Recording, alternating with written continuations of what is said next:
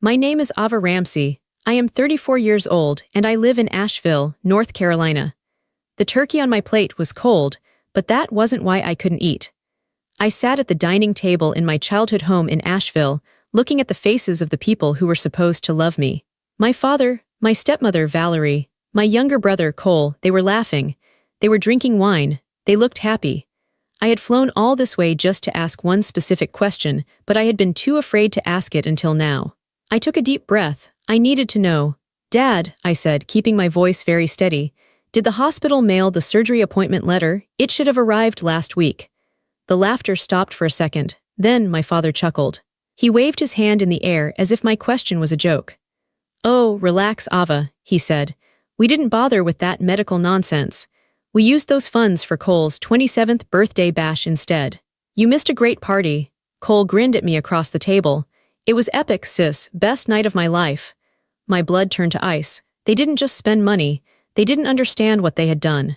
I looked at my brother, who was smiling, completely unaware of the war happening inside his own body. I slowly set my fork down on the table.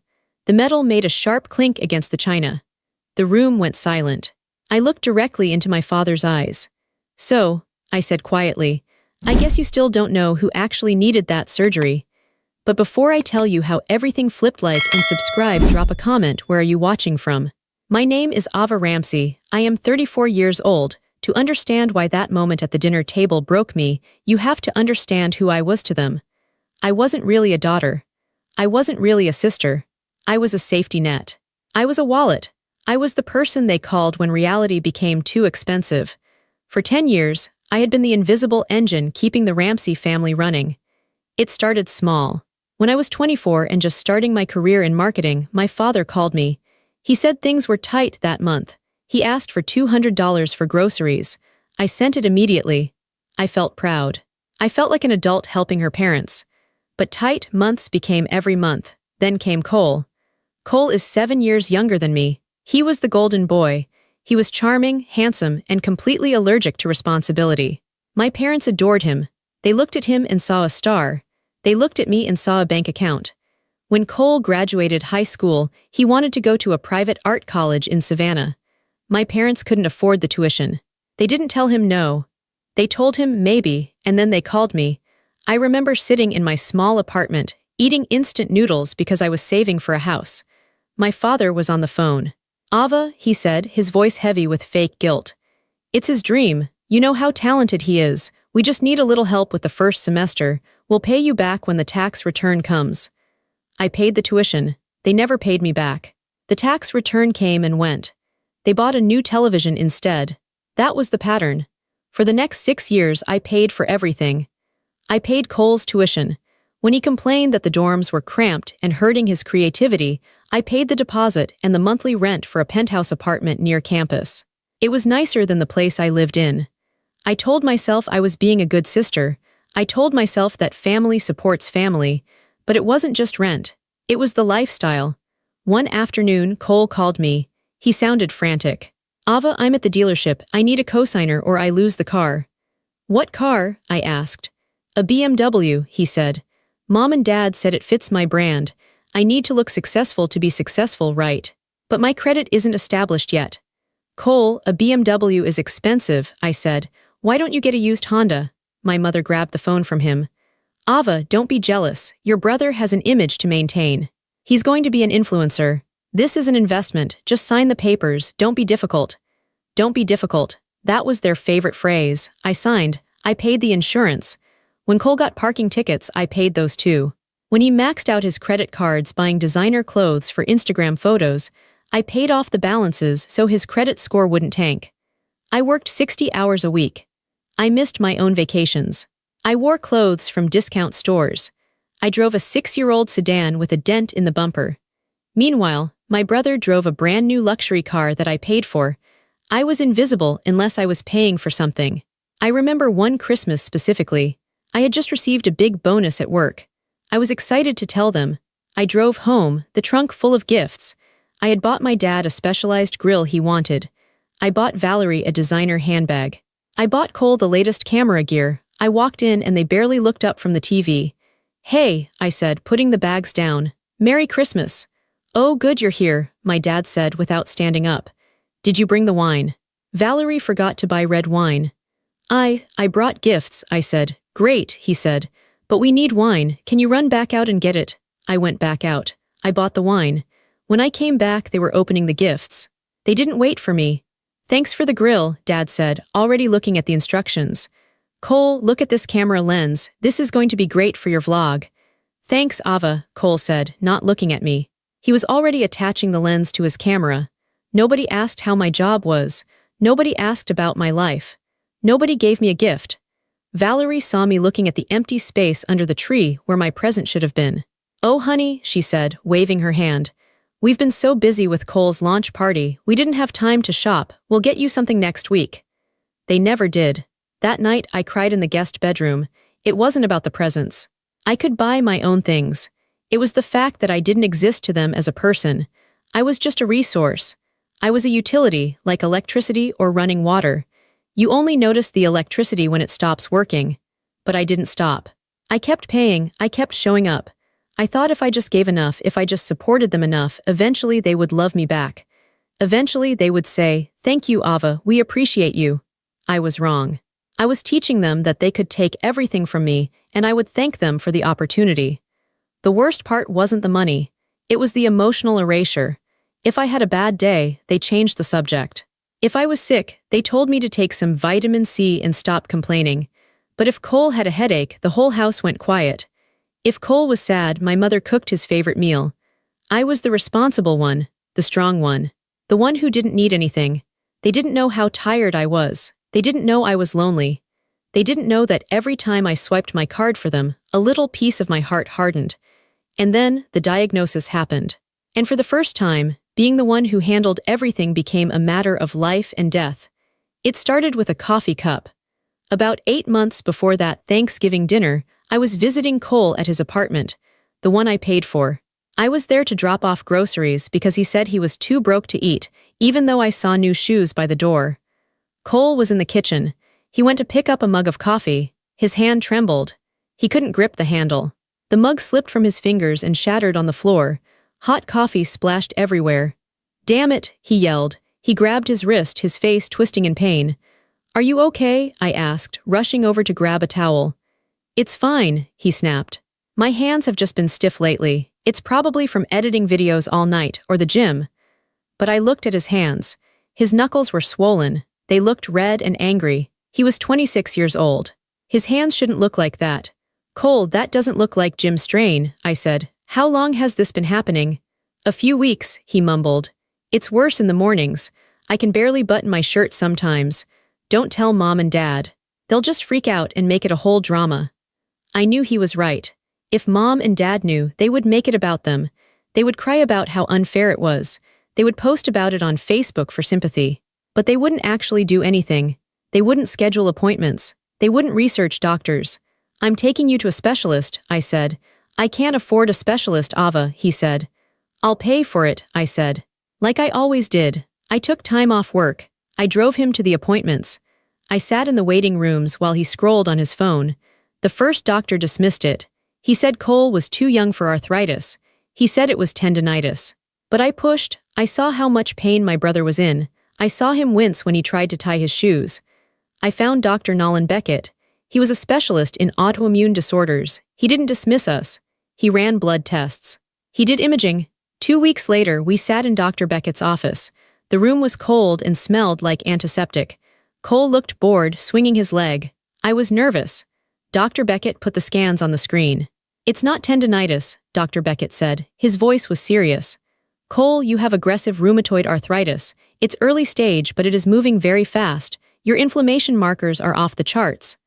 Cole stopped swinging his leg. "So, give me some pills." Dr. Beckett shook his head. "It's not that simple. Because of how aggressive this is, if we don't treat it hard and fast, you could have permanent joint damage within a year. We need to do surgery on your right wrist immediately to clear the inflamed tissue and save the tendon.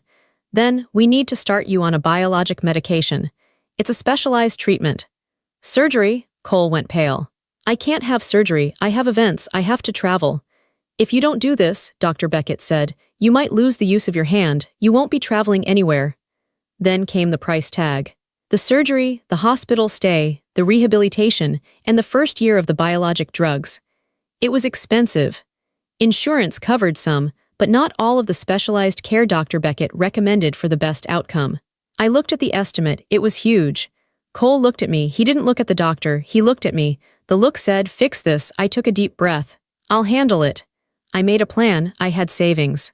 I had an inheritance from my grandmother that I had never touched, money I was saving for my own future, maybe a wedding one day, or a house.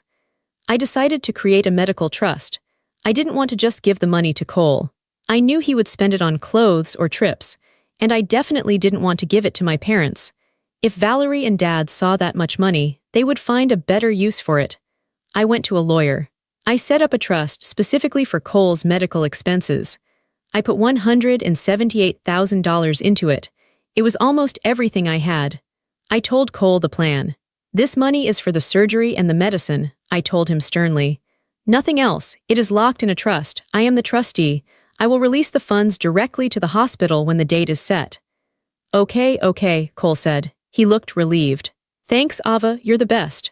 "Do not tell Mom and Dad about the money," I warned him. "Tell them about the diagnosis. Tell them you need surgery, but do not tell them there is a pile of cash sitting in a bank account. Do you understand?" "I understand," he promised. "I won't say a word." I believed him. I thought that for once he understood the gravity of the situation. This was his health, this was his body. Surely he wouldn't risk that for anything. I notified the hospital. We were just waiting for the surgery date. Dr. Beckett said it would be in November, around Thanksgiving. I felt good. I felt like I had saved him. I had done the responsible thing. I had protected him from the disease, and I had protected the money from our parents' greed. I didn't know that while I was building a safety net, they were already looking for a pair of scissors to cut it down. October came. The leaves were changing color. The air was getting crisp. I was busy at work.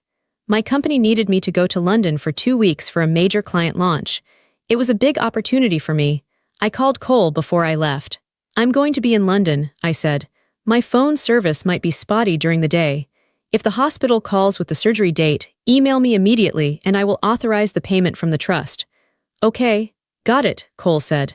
"Have fun in London. Bring me back something cool." I flew to London. I threw myself into work. I was exhausted but happy. For the first time in a long time, I wasn't thinking about my family's problems every hour of the day. 3 days into the trip, I got an email. It appeared to be from the bank where the trust was held. It was a notification of a withdrawal request. I frowned. I hadn't requested a withdrawal. I tried to log into the banking app, but the Wi-Fi in the conference center was terrible. By the time I got back to my hotel, it was late in London, but afternoon in the US. I called the bank immediately. "This is Ava Ramsey," I said. "I'm the trustee for the Ramsey Medical Trust. I received a notification about a withdrawal, but I didn't authorize one." The banker sounded confused. "Miss Ramsey, but I spoke to you yesterday." "No," I said, my stomach dropping. "You didn't, I'm in London." "I spoke to a woman who identified herself as Ava Ramsey," the banker said. "She had all the security answers. She had your social security number. She was very emotional. She said her brother needed emergency surgery immediately. She said the hospital required the payment up front or they would cancel the procedure. She was crying. She sent over the urgent request via email." "I didn't send an email," I whispered. "We released the funds," the banker said. "The entire balance, to the checking account on file." The checking account on file was a joint account I had set up for Cole years ago for emergencies. An account my parents also had access to. "How much?" I asked. $178,000, he said. I hung up. I felt like I was going to throw up. I tried to call Cole. Straight to voicemail. I tried to call my father. Voicemail. I tried to call Valerie. Voicemail. I spent the next 10 hours in a panic. I thought maybe something had happened. Maybe Cole had an emergency. Maybe he was dying. Maybe they tried to call me and I didn't answer because I was in meetings. I checked my email again. I looked at the sent folder. Nothing. Then I checked the trash. There it was. An email sent from my account. Someone had logged into my personal email. Subject: Urgent Transfer Authorization. The language wasn't mine. It was full of exclamation points. It was dramatic. "My brother is dying. Please release the funds, Valerie." It sounded exactly like Valerie. I still held onto a tiny sliver of hope that the money was used for the hospital. Maybe they just panicked. Maybe they were trying to save him. Then, I opened Instagram. I saw a post from Cole. He was standing in front of a massive log cabin lodge. There were string lights everywhere. There was a banner that said Cole's 27th, the legend continues.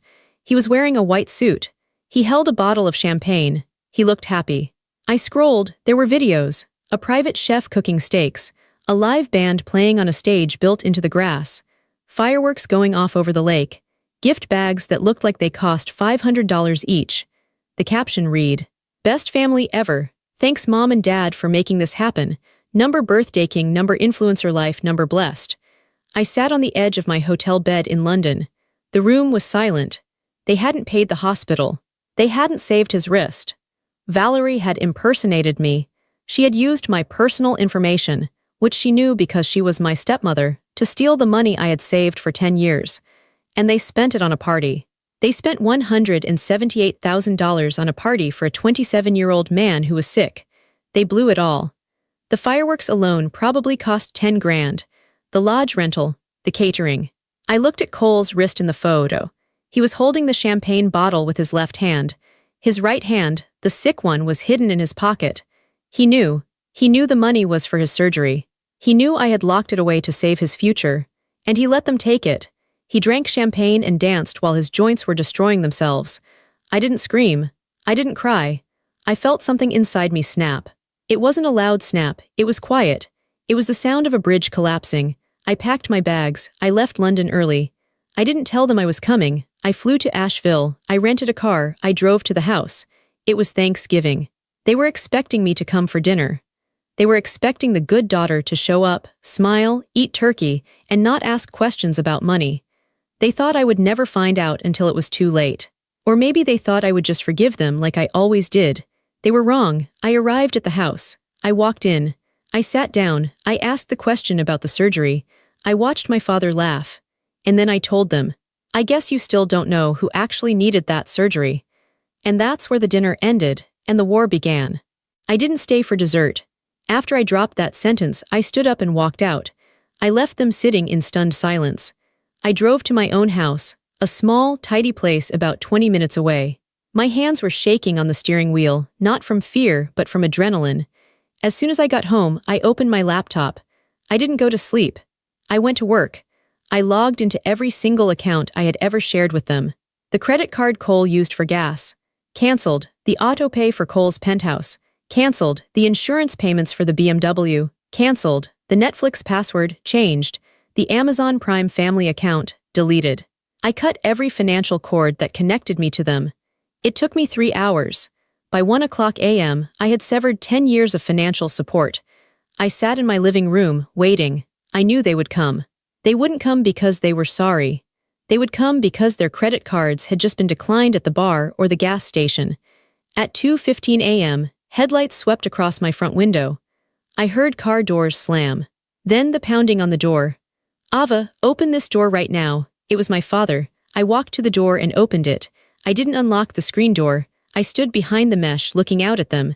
They were all there. My father, red-faced and furious. Valerie, looking like a victim. Cole, looking annoyed and tired. "What the hell is wrong with you?" my father shouted. His voice echoed in the quiet neighborhood. "We're trying to get gas and the card didn't work. And Cole just got an email that his rent payment bounced." "I know," I said calmly. "I canceled them." "You can't just cancel them," Valerie shrieked. "That's not your money to control, that's for your family." "It is my money," I said. "It has always been my money, and now I'm keeping it." "You are embarrassing us," my father yelled. He stepped closer to the screen door, getting in my face. "Do you know how bad this looks? Cole has a reputation. You are being petty and vindictive just because of a little party." "A little party?" I looked at Cole. "You stole $178,000. You stole your own surgery money." "It wasn't stealing," Cole shouted. "It was family money. Mom said it was fine. I needed the exposure, Ava. You don't get it. The party was an investment. I'm going to make double that back in sponsorships." "You have arthritis, Cole," I said. "Your wrist is rotting. You need surgery, not sponsorships." "Stop being dramatic," Valerie spat. "He's fine. You're just jealous because we celebrated him and not you. You've always been jealous of him." That hit me. Jealous. I had given up my 20s for him. I had given up my savings for him. You have 24 hours, my father demanded. Turn the cards back on, reauthorize the rent payment, and put the money back in the joint account. If you don't, there will be consequences, Ava, big ones. He looked at me with a look I had never seen before. It wasn't a father looking at a daughter. It was a predator looking at prey that had decided to fight back. You need to learn your place, he hissed. You exist to help this family, that is your job, now fix this. I looked at the three of them. My father the bully, Valerie the thief, Cole the leech. I felt a strange calm wash over me. The fear was gone. No, I said, the word hung in the air, it was small but it felt heavy. What did you say? My father asked, his voice dropping to a dangerous whisper. I said no, I repeated. I am not turning the cards on. I am not paying the rent, and I am definitely not putting more money in that account. I am done. The bank is closed. Valerie gasped. You ungrateful little bitch. Get off my property, I said, or I will call the police. My father laughed. A cold, ugly laugh. The police, against your own father. You wouldn't dare, you're weak, Ava, you've always been weak. He reached for the handle of the screen door and rattled it violently, trying to rip it open. I said get out, I screamed. It was the first time I had raised my voice. He stopped. He looked at me, realizing I wasn't backing down. He stepped back, straightening his jacket. Fine, he said. He pointed a finger at me. You want to play hardball. We'll play hardball, but remember you started this. Don't come crying to us when you lose everything. Let's go, he told the others. They walked back to the car. Cole looked back at me once. He didn't look sorry. He looked angry that his free ride was over. They drove away. I locked the main door. I engaged the deadbolt. I slid the chain across. I leaned my back against the door and slid down until I was sitting on the floor. My heart was pounding like a hammer against my ribs. I knew my father. I knew he wasn't making an empty threat. Consequences. I thought the worst was over. I thought the confrontation was the climax. I was wrong. The theft was just the beginning. They weren't just going to cut me off. They were going to try to destroy me completely 3 days after the confrontation on my porch. I thought the silence meant I had won. I thought my father had realized he couldn't bully me anymore. I went to work. I bought groceries. I started to look for a new apartment because I didn't feel safe in my house anymore. I was wrong about the silence. It wasn't a retreat. It was the calm before an ambush. It happened on a Tuesday evening. I was heating up leftovers in the microwave. There was a knock at the door. I froze. I checked the peephole. It wasn't my father. It was a man in a uniform, a process server. I opened the door. Ava Ramsey? He asked. Yes, I said. You have been served, he said. He handed me a thick, heavy envelope and walked away. I closed the door and sat at my kitchen table. My hands were shaking as I tore open the seal. I pulled out a stack of papers. The first page had a stamp that said State Court Probate Division. I read the title. Petition for Emergency Guardianship and Conservatorship. I didn't understand. Guardianship was for elderly people with dementia, or for people in comas. I read further. Petitioner, Robert Ramsey, father. Respondent, Ava Ramsey. I started reading the allegations. My breath caught in my throat. The respondent, Ava Ramsey, has suffered a severe psychotic break. The respondent has a history of unmedicated bipolar disorder and severe paranoia. The respondent has ceased all communication with family and is exhibiting erratic, dangerous behavior. The respondent has attempted suicide twice in the last 6 months. The respondent is currently abusing prescription narcotics and is a danger to herself and her finances. I dropped the papers. They slid across the table. Lies. Every single sentence was a lie. I had never been diagnosed with bipolar disorder. I had never attempted suicide. I didn't even take Tylenol, let alone narcotics. They were trying to say I was crazy. I read the request at the bottom. They were asking the court to grant my father full legal control over the respondent's person and estate. They wanted control of my bank accounts, my house, my medical decisions. They wanted to strip me of my rights as a human being and put me under their thumb. This wasn't just about the $178,000 anymore. This was about total domination. They wanted to seize everything I had so I couldn't cut them off ever again, and they had evidence. Attached to the petition were affidavits. One was from a friend I hadn't seen in 5 years, claiming she saw me doing drugs at a party. One was from a psychiatrist I had never met, claiming he treated me for a manic episode. There were invoices for a rehab facility I had never been to. They had forged everything. They had paid people to lie. Panic set in. Real, cold panic. I paced around my kitchen. I felt like the walls were closing in. If a judge believed this, I could lose my freedom. I could be locked away. My father could legally force me into a facility and drain my accounts while I sat in a room with barred windows. I needed a lawyer, not a nice lawyer, I needed a shark. I spent the whole night researching. I didn't sleep. At 8 a.m., I called Claire Donovan. Her reviews said she was aggressive, expensive, and hated bullies. I met her at her office 2 hours later. Claire was a small woman with sharp eyes and gray hair cut very short. She didn't offer me coffee. She took the papers from my hand and read them in silence. I sat there, twisting my hands. "It's all lies," I whispered. "I have a job, I have a clean record, I've never done drugs." Claire looked up. "I believe you," she said. Her voice was dry and serious. "But the court doesn't know you. In guardianship cases, the burden of proof is terrifyingly low in the beginning. If your father cries enough, and if these documents look real enough, a judge might grant a temporary emergency order just to be safe." "So what do we do?" I asked. "We fight," she said. "Guardianship is a weapon. People use it to control elderly parents for their money, but parents using it on an adult, employed daughter, that is an act of war. They are trying to erase you, Ava." She leaned forward. "They have made a mistake, though," she said. "They got greedy. They forged medical records. That is a felony. If we can prove these are fake, we don't just win, we bury them." She handed me a notepad. "I need you to write down every interaction you've had with them in the last year, every text, every email, and I need you to go to your bank and get certified copies of everything. We are going to build a fortress around you." I left her office feeling a tiny bit stronger, but I was still scared. I knew my father. He wouldn't stop with just paperwork. He would try to make the lies look real. I went home. I locked the doors. I closed the blinds. I didn't know that while I was meeting with Claire, my father was making another phone call. A call that would bring the war to my front door. 2 days later, the trap tightened. I was at work trying to focus on a spreadsheet. My phone rang. It was my health insurance provider. "Miss Ramsey," the agent asked, "we're calling to notify you that your policy is under review due to the high volume of claims submitted this week." "What claims?" I asked. "I haven't been to the doctor in a year." "We received claims for emergency psychiatric hold, 3 sessions of crisis counseling, and a toxicology screen from Asheville General Hospital," she said, "totaling $47,000. I stood up. My chair rolled back and hit the wall. "I was not at the hospital. Those are fraudulent." "They were submitted under your dependent ID," she said. "Your father is listed as the guarantor on your old family plan policy, which is still linked to your file." He had used my old information. He was creating a paper trail. He was generating medical bills to prove to the court that I was sick. "Cancel them," I said, my voice shaking. "Flag them for fraud. I am hiring a lawyer." I hung up. I felt sick. They were destroying my credit, my medical history, my reputation. I drove home early. I was afraid to be in public. I felt like everyone was looking at me, like maybe I looked crazy. That's what gaslighting does. It makes you question your own reflection. I got home at 5 p.m. I ate a piece of toast.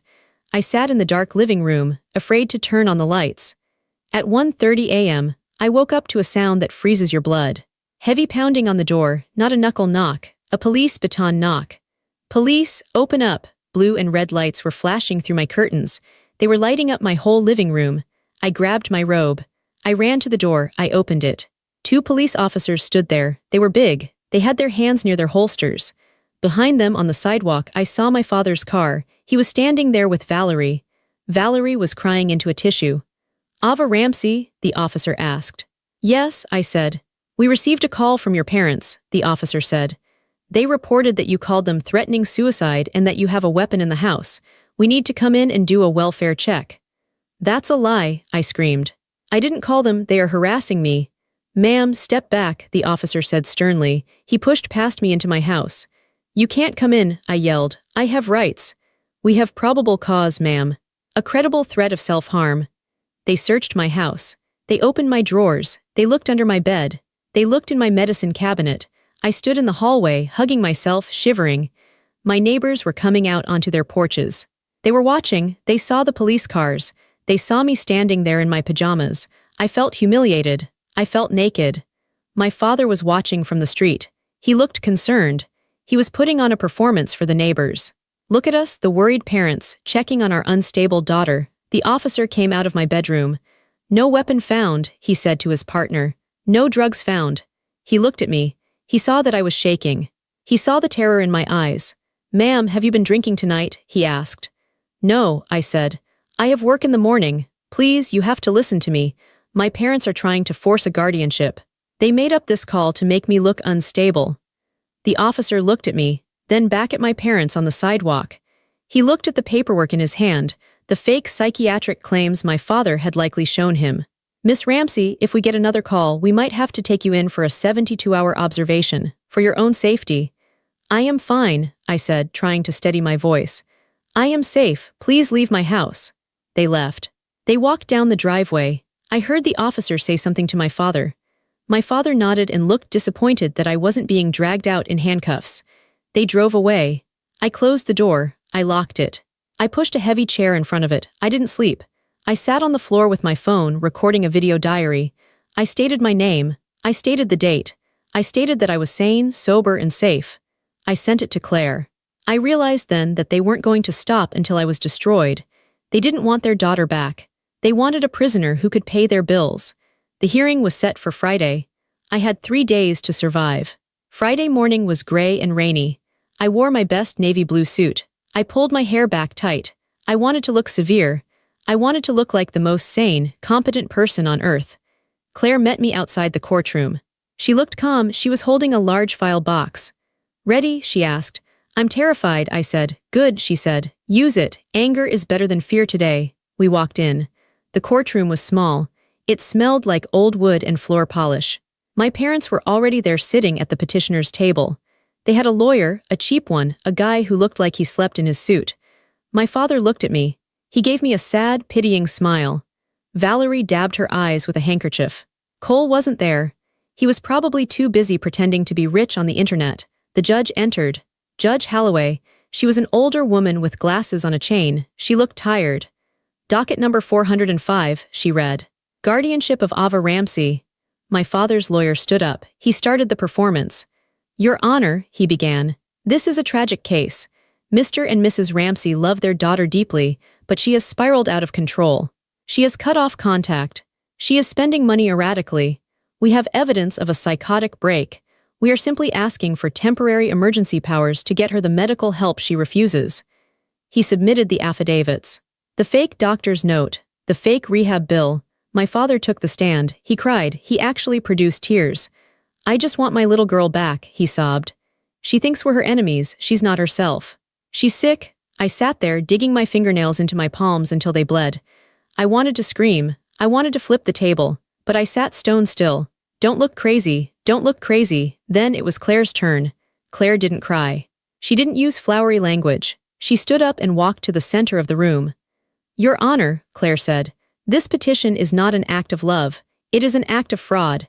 It is an attempt to enslave a financially successful woman because she stopped paying her family's bills.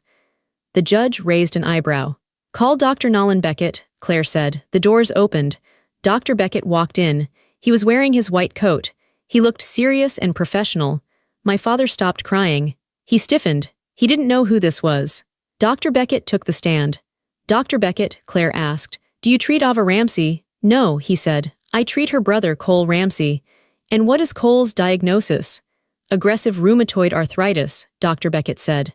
Who paid for his treatment, his tests, and set up the trust for his surgery? Ava Ramsey, he said. She was the sole financier. She was the only family member who attended appointments. Claire walked to the table and picked up a piece of paper. Your Honor, I am submitting Exhibit A. This is the bank transfer record showing the withdrawal of $178,000 from the medical trust. And Exhibit B, the invoices for a birthday bash occurring on the same day. Claire turned to my father. Mr. Ramsey, she said, did you use the money for your son's surgery? He stammered. Yes or no? No, he whispered. And now, Claire said, regarding the respondent's mental illness. Your Honor, we have subpoenaed the records from the rehab facility listed in the petition. She held up a letter. The facility has no record of Ava Ramsey ever being a patient. They have confirmed that the invoice submitted by the parents is a forgery. The ID number on the invoice belongs to a cafeteria worker. The courtroom went silent. The judge slowly turned her head to look at my parents. Her expression changed from boredom to cold fury. Claire wasn't done. We also have a sworn statement from the witness, who claimed to see Ava doing drugs. She admitted to our investigator yesterday that Valerie Ramsey paid her $500 to sign the affidavit. Claire dropped the paper on the table. It made a loud smack. "This is not a guardianship case, Your Honor," Claire said. "This is a criminal conspiracy." Judge Holloway looked at my parents. My father was pale. Valerie was shaking. They looked small. They looked like caught children. "Mr. Ramsey," the judge said, her voice was like a whip. "Stand up." My father stood up. He looked wobbly. "I am dismissing this petition with prejudice," she said. "That means you can never file it again. Furthermore, I am ordering you to pay the respondent's legal fees in full." She shuffled her papers. "And," she continued, "I am referring this entire file to the district attorney's office. Forgery, insurance fraud, and filing false police reports are serious crimes. You will not leave this courthouse without speaking to a marshal." She slammed the gavel. Bang. It was the loudest, most beautiful sound I had ever heard. I let out a breath I had been holding for weeks. I looked at my parents. They weren't looking at me. They were looking at the floor, terrified. I stood up. I walked past them. I didn't say a word. I didn't need to. The truth had spoken for me. Justice didn't happen all at once. It happened in a slow, painful cascade. The district attorney took the case. My parents weren't arrested immediately, but their lives were frozen. Their assets were seized during the investigation. They couldn't access their accounts. Without my money, and without their own money, their house of cards fell down fast.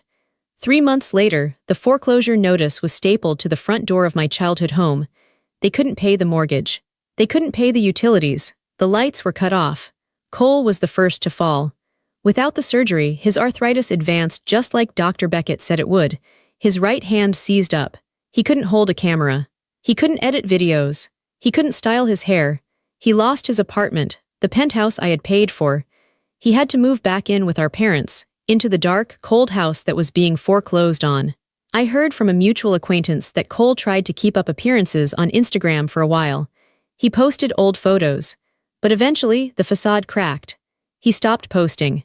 His career as an influencer evaporated because he had no content and no money to fake the lifestyle. He applied for disability benefits. He was 27. My father and Valerie lost their reputation. In a small town like Asheville, court records travel fast. The country club revoked their membership. Their friends stopped inviting them to dinners. They became pariahs. I didn't visit them. I didn't call to gloat. I didn't have to. I focused on my own exit. I put my house on the market. I didn't want to live in the same city as them. I didn't want to run into them at the grocery store. I wanted a clean slate. I sold my house for a profit. I paid off my student loans. I paid Claire, my lawyer, although my parents were legally debited for it later. I got a job offer in Charlotte. It was a promotion. Better pay, a new city. Before I moved, I had to do one last thing. I had to change my name. I didn't want to be Ava Ramsey anymore. Ramsey was a name that meant theft. It meant manipulation. It meant conditional love. I went to the courthouse, a different courtroom this time. I filed the paperwork. I chose the name Ava Mercer. Mercer was my grandmother's maiden name. She was the only one who had ever just loved me without asking for anything. When the judge signed the order, I felt lighter, physically lighter. The chain was broken. I heard later that my parents ended up in a small, rented trailer outside of town. My father was working part-time at a hardware store. Valerie was selling cheap jewelry online. They were miserable. They blamed everyone but themselves. They probably blamed me, but it didn't matter what they thought anymore. Their voices were just noise in the distance, getting quieter and quieter as I drove away. On my last day in Asheville, the house was empty. My boxes were packed in the moving truck. The keys were on the counter for the new owners. I decided to drive past my parents' old house one last time. I don't know why, maybe to make sure it was real. I parked across the street. The house looked sad. The grass was overgrown. The sold sign was in the yard, but it was a bank sale. I remembered the Thanksgiving dinner. I remembered the cold turkey. I remembered the way my father laughed when he told me they stole the money. I waited for the anger to come. I waited for the sadness, but nothing came. I felt Nothing, just a quiet, flat peace. It was like looking at a stranger's house. The ghosts were gone. I had exorcised them with the truth. I put the car in drive. I turned on the radio. A song I liked was playing. I drove toward the highway. I rolled the windows down. The air smelled like pine trees and rain. I looked at my hand on the steering wheel. It was steady. It wasn't shaking. It was the hand of a woman who had saved herself. I thought about Cole. I hoped, in a distant way, that he would learn to live with his choices. I hoped he would find a way to be a person, not just an image. But it wasn't my job to teach him anymore. I thought about my parents. I hoped they would find peace, but I knew they probably wouldn't. They were trapped in their own greed. But me, I was free. I merged onto the interstate, heading east toward Charlotte, toward my new apartment, toward my new job, toward Ava Mercer. I realized something in that moment. For 34 years, I thought love was a transaction. I thought I had to buy my place in the world. I thought if I just paid enough bills, if I just solved enough problems, I would earn the right to be loved. I was wrong. You don't earn love, you don't buy respect. And you certainly don't owe your life to people just because they share your DNA. I looked in the rearview mirror. Asheville was disappearing behind the trees. I smiled. It was a small smile, but it was real. I am allowed to leave. I am allowed to keep my own money. I am allowed to let people fail. I am allowed to choose myself. If you are reading this, and you feel like the invisible engine of your family, if you feel like they only love you when you are writing a check, please listen to me. Stop the car. Get out. Walk away. It will be the hardest thing you ever do. They will scream. They will cry. They might even send the police. But on the other side of that fire is a quiet, beautiful life that belongs only to you.